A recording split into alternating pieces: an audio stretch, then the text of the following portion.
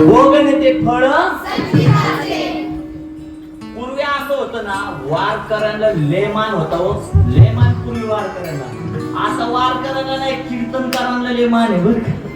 कीर्तन करणार ते आमच्या घरी चहा प्यायला, कीर्तन करणार चला तर आमच्या घरी कीर्तन करायला बोल. काय तू महाराज तुम्हाला काय आवडतं, कोणता पदार्थ आवडतो सांगा. आमचे दुर्वाचे पप्पा पण महाराज काय आवडतं सांगा.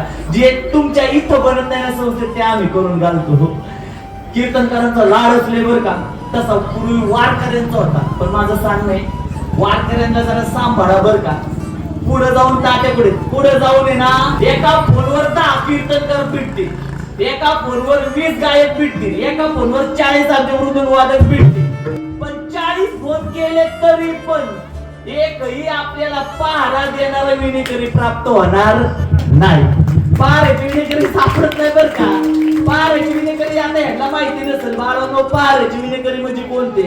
ज्यावेळेस कीर्तनकार कीर्तन करून घरी जातात, ग्रामस्थ कीर्तन ऐकून घरी जातात, भजन करणारी भजन करून घरी जातात, राहतो फक्त एकटा पांडुरंग आणि त्याच्या सोबत असणारा त्याचा विणा.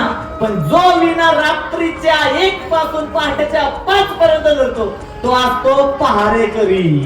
कळलं? मग त्या पहारेकरी भेटतच नाही आता, नाही ना भेटत. मग पूर्वी असं वारकऱ्याला मान होता.